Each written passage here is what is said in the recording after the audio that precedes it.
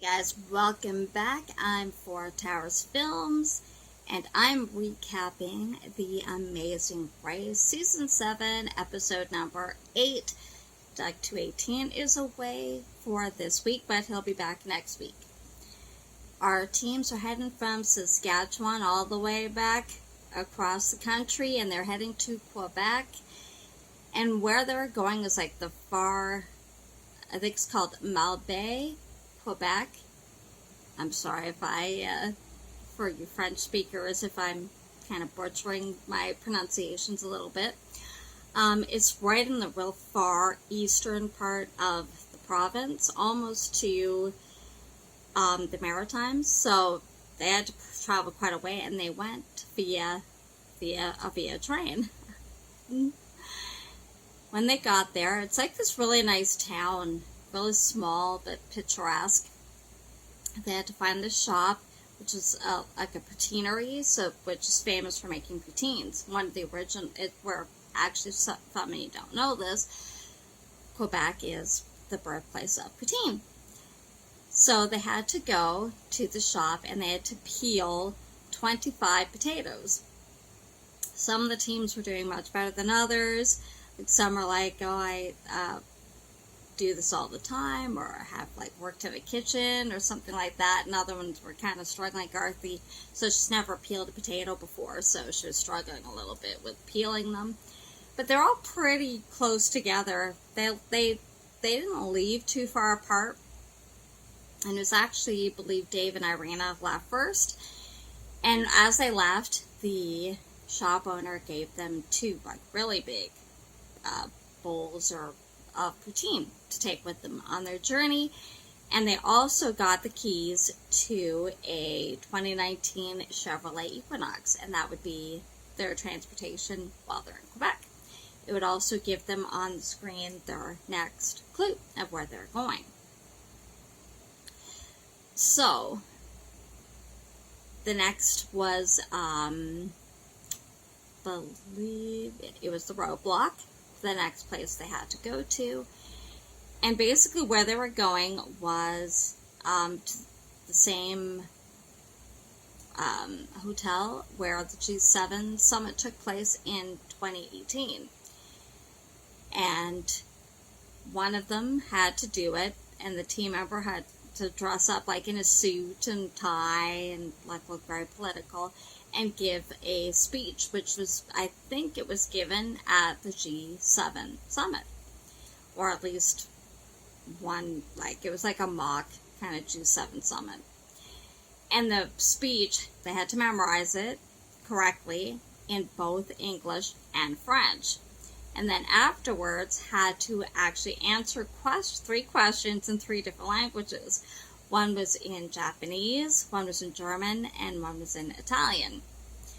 So, you know, you would think Dave and Irina would actually have kind of an advantage here because they both are from Quebec, so they're fluent in French, fluent in English. And it was actually Irina who was doing the speech, and she said she also understands Italian, and she speaks several other languages as well. So, but she actually was floundering a little bit, so they actually left third, and it was Arthie and Thanesh who left first. And he was saying his father was a politician, so he'd seen him make speeches quite a bit, so he actually did pretty well with this. Good for you. And then I believe after them it was Sam and Sarah, and he does public speaking, so he did pretty well. I mean, it was funny because he was getting a little bit flustered a couple times, just the look on his face, because when he'd freeze, it was pretty cute. But anyway, the last two teams that were there, no, sorry, it was Joanne and Lauren that was second after Dave and Irina. So used to them being at the back of the pack, but they actually left second. She actually did pretty well, I must say. So the back of the pack, the last two that were there were Sarah and Sam, and James and Anthony. And James and Anthony actually were the last to leave from the roadblock. So from the roadblock, they had to go to the detour, which was a choice between two tasks that they had to do.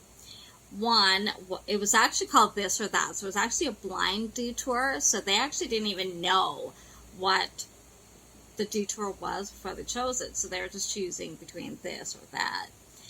So, one of them was they had to go and paint 2 emu eggs. And on the eggs were, and they had like an example of what they had to paint. They had to paint 2 different types of houses, which were both businesses. One was like a blue house with like a pitched roof, and the other was a flat roof, like red brick with a white picket fence. And very done, really well. I must say the artist of the original eggs, beautiful. So Joanna Lauren chose that one. One's an art teacher, and so they chose that one. And I believe Anthony James also chose that one. And pretty much all the other teams chose the other task, which was they had to go, once they actually painted the eggs, they had to take the eggs to the actual shop that they painted, one of them, whichever one they could find, and give the egg to the shop owner, and they get the next clue from there. The other task was they had to play, it was a modified version, it was a local game called Picklet, which is they have to hit this like peg, about this big, kind of shaped, it was like a cylinder, and it had like a slant on both sides, but different sides of it, and they had to hit it with this, like a stick. Sorry, they had to, into the air, so they had to like kind of hit it off the stump into the air, or hit it to get off the stump, and then hit it like a baseball. And then there was like 3 rings into this field of different numbers, and like the 10, 20, 50 of points that they would get depending on where their peg landed. They had to hit this as many times as it took to reach 200 points, and then they get the next clue and then go on their way. So, like I said, 2 of the teams did, which was Joanne and Lauren, and Anthony James did the eggs, and everybody else did the peg, the Picklet game. Then they had it, once the ones playing the game, actually, they struggled a little bit, but it was more of a, once you got the rhythm of it, it wasn't too hard. It was just basically taking the time to get up to the 200 points. The other one was a little harder because the eggs were so detailed, and you couldn't miss anything, and you couldn't actually touch the egg either, so I'm not sure how they were able to get the back end of the egg. I guess you could turn it, but although they said you weren't supposed to touch it, maybe take it out of the nest it was in. So the teams ended up heading toward the pit stop, but Arthi and Thanesh actually got lost, and they were lost for about 2 hours, and they were worried because there were other teams. They actually left first from the detour, and they were actually worried, and actually Dave and Irina got lost heading to the detour. So Arthi was getting so upset with Thanesh that she wanted him to stop at some of the houses along the road and ask somebody. So finally he did, and they were able to direct them. They'd actually gone too far, so they had to turn around and go back, and they did end up coming in first. So Arthi and Thanesh came in first. Dave and Irina came in third, and Joanne and Lauren were in second. So basically the how they left the detours basically is how they came in to the pit stop. Anthony and James were the last to leave, doing the eggs, and Lauren and Joanne were ahead of them.